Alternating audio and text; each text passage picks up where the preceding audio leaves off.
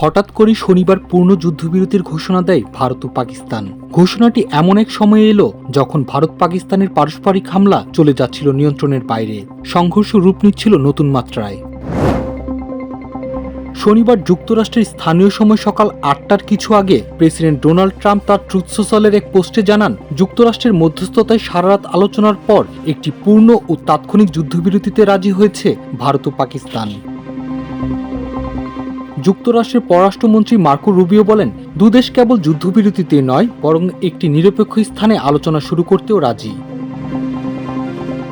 Rubio জানান, গত ৪৮ ঘণ্টা তিনি ও ভাইস প্রেসিডেন্ট জেডি ভ্যান্স দুই দেশের শীর্ষ কর্মকর্তাদের সঙ্গে নিবিড় যোগাযোগ রাখছিলেন। পাকিস্তান সরকার যুদ্ধবিরতির ঘোষণা দ্রুত নিশ্চিত করলেও ভারতের তথ্য মন্ত্রণালয় জানায়, এই সমঝোতা দুই দেশের মধ্যে সরাসরি আলোচনার ফল। সমঝোতায় যুক্তরাষ্ট্রের কোনো ভূমিকা স্বীকার করেনি দিল্লি। অন্যদিকে যুদ্ধবিরতি কার্যকরে যুক্তরাষ্ট্রের প্রেসিডেন্ট ডোনাল্ড ট্রাম্পের ভূয়সী প্রশংসা করেন পাকিস্তানের প্রধানমন্ত্রী শাহবাজ শরীফ। বিশেষজ্ঞরা বলছেন, এ ধরনের ভিন্ন বার্তা খুব একটা অস্বাভাবিক নয়। ভারত বরাবরই আন্তর্জাতিক মধ্যস্থতা প্রত্যাখ্যান করে, কারণ তারা নিজেদের উদীয়মান পরাশক্তি হিসেবে বিবেচনা করে। বিপরীতে পাকিস্তান বৈদেশিক সহায়তার উপর নির্ভরশীল। আন্তর্জাতিক মধ্যস্থতাকে তারা স্বাগত জানায়, বিশেষ করে কাশ্মীর ইস্যুতে। ওয়াশিংটন ডিসির হাডসন ইনস্টিটিউটের গবেষক ডক্টর অর্পণা পাণ্ডে বলেন, কাশ্মীর নিয়ে কখনো মধ্যস্থতা মানতে চায় না ভারত। অন্যদিকে পাকিস্তানের সামনে আন্তর্জাতিক চাপ প্রয়োগ করাই একমাত্র উপায়। সকালেও পরিস্থিতি ছিল উত্তপ্ত। পাকিস্তান জানায়, ভারত তার কয়েকটি গুরুত্বপূর্ণ সামরিক ঘাঁটিতে ক্ষেপণাস্ত্র হামলা চালায়, যার মধ্যে রয়েছে ইসলামাবাদ সংলগ্ন এলাকাও। জবাবে ভারতের বিমান ঘাঁটিতে পাল্টা হামলা চালায় পাকিস্তান। কয়েক ঘন্টা পর ভারতের কাশ্মীর অংশে, বিশেষ করে শ্রীনগর ও জম্মুতে বিস্ফোরণের খবর আসে। ৪ দিনের টানা পাল্টাপাল্টি হামলার পর আন্তর্জাতিক মহলের চাপ ছাড়া এই সংঘর্ষ আরও বাড়তে পারে বলে আশঙ্কা করছিলেন বিশ্লেষকরা। এই দফায় সংঘাতের সূচনা হয় কাশ্মীরে, যেটিকে ১৯৪৭ সালে স্বাধীনতার পর থেকে ভারত ও পাকিস্তান উভয়ই নিজেদের অংশ বলে দাবি করে। ২২ এপ্রিল ভারতের পেহেলগামে একটি জনপ্রিয় পর্যটন এলাকায় সন্ত্রাসী হামলায় ২৫ ভারতীয় ও এক নেপালি নাগরিক নিহত হন। এই হামলার জন্য পাকিস্তানকে দায়ী করে অপারেশন সিন্ধুর নামে পাল্টা অভিযান শুরু করে ভারত। এই সংঘর্ষের ব্যাপ্তি আগের যে কোনো সময়ের চেয়ে বিস্তৃত এবং উভয় দেশই একে অপরের অভ্যন্তর পর্যন্ত আক্রমণ চালায়। পেহেলগামে যখন হামলা হয় তখন সপরিবারে ভারত সফরে যুক্তরাষ্ট্রের ভাইস প্রেসিডেন্ট জেডি ভ্যান্স। সেই ভ্যান্স ২ দিন আগেও বলেছিলেন, এই যুদ্ধ যুক্তরাষ্ট্রের হাতে নেই, আমরা এর নিয়ন্ত্রণও থাকতে পারি না। তবে শুক্রবার যুক্তরাষ্ট্রের কাছে একাধিক গোয়েন্দা তথ্য আসে, যা ইঙ্গিত দেয় সংঘাত দ্রুত ভয়াবহ রূপ নিতে যাচ্ছে। ভারতও পরমাণু হামলা নিয়ে আতঙ্কে ছিল। ধারণা করা হচ্ছে, প্রধানমন্ত্রী নরেন্দ্র মোদীর অনুরোধেই সক্রিয় ভূমিকা নিতে বাধ্য হয় ট্রাম্প প্রশাসন। এটি এখনো বড় প্রশ্ন। যুদ্ধবিরতির কয়েক ঘন্টার মধ্যেই কাশ্মীরের ২ অংশে বিস্ফোরণের খবর এসেছে। ভারতের পররাষ্ট্র সচিব বিক্রম মিশ্রি বলেন, পাকিস্তান একাধিকবার যুদ্ধবিরতি লঙ্ঘন করেছে।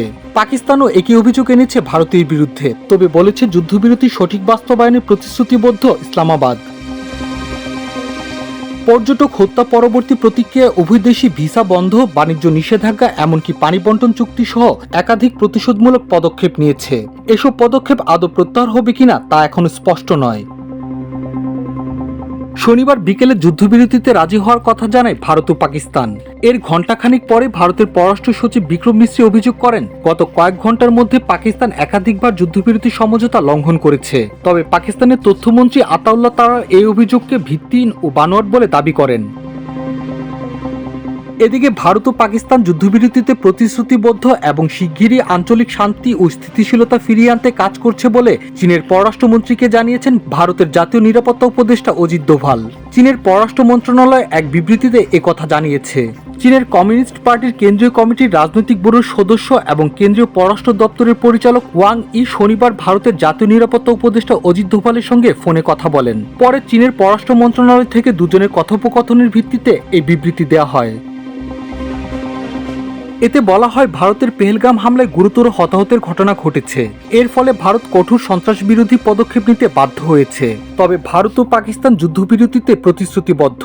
শিগগিরই আঞ্চলিক শান্তি ও স্থিতিশীলতা ফিরিয়ে আনতে কাজ করছে দুদেশ। চীনের পররাষ্ট্রমন্ত্রী পেহেলগাম হামলার নিন্দা জানিয়ে বলেছেন, চীন সব ধরনের সন্ত্রাসবাদের বিরোধিতা করে। তিনি বলেন, বর্তমান বিশ্ব পরিস্থিতি ভীষণ কঠিন এবং এশিয়াতে শান্তি বজায় রাখা অত্যন্ত গুরুত্বপূর্ণ। তিনি আরও বলেন, ভারত ও পাকিস্তান অপরিবর্তনীয় প্রতিবেশী এবং উভয় চীনের প্রতিবেশী। ভারত যুদ্ধ চায় না এমন অবস্থাকে প্রশংসা করে চীন। বিবৃতি অনুযায়ী দুদেশ এবং বিশ্বের স্বার্থে ভারত ও পাকিস্তান সংলাপের মাধ্যমে স্থায়ী শান্তির দিকে এগিয়ে যাবে, এমনটা আশা করছে চীন। এদিকে যুদ্ধবিরতিকে ঐতিহাসিক বিজয় বলে আখ্যা দিয়েছেন পাকিস্তানের প্রধানমন্ত্রী শাহবাজ শরীফ। শনিবার গভীর রাতে জাতির উদ্দেশ্যে দেওয়া ভাষণে তিনি বলেন, শান্তিকামী রাষ্ট্র পাকিস্তান, এখানে কোটি কোটি মানুষের বাস, প্রত্যেকের জন্য লাভজনক হবে ভেবেই যুদ্ধবিরতির পদক্ষেপ নিয়েছি আমরা। যুদ্ধবিরতির খবরে পাকিস্তানের বিভিন্ন শহরে স্বস্তি ও উচ্ছ্বাস প্রকাশ করেছেন সাধারণ মানুষ। পাকিস্তান জিন্দাবাদ স্লোগানে মুখরিত হয়ে ওঠে লাহোর, ইসলামাবাদ, মুজাফরবাদ সহ নানা শহর। এই যুদ্ধবিরতিকে জাতীয় গর্ব ও বহু প্রতীক্ষিত স্বস্তির মুহূর্ত হিসেবে দেখছেন তারা। মাল্টিমিডিয়া ডেস্ক, আমার দেশ।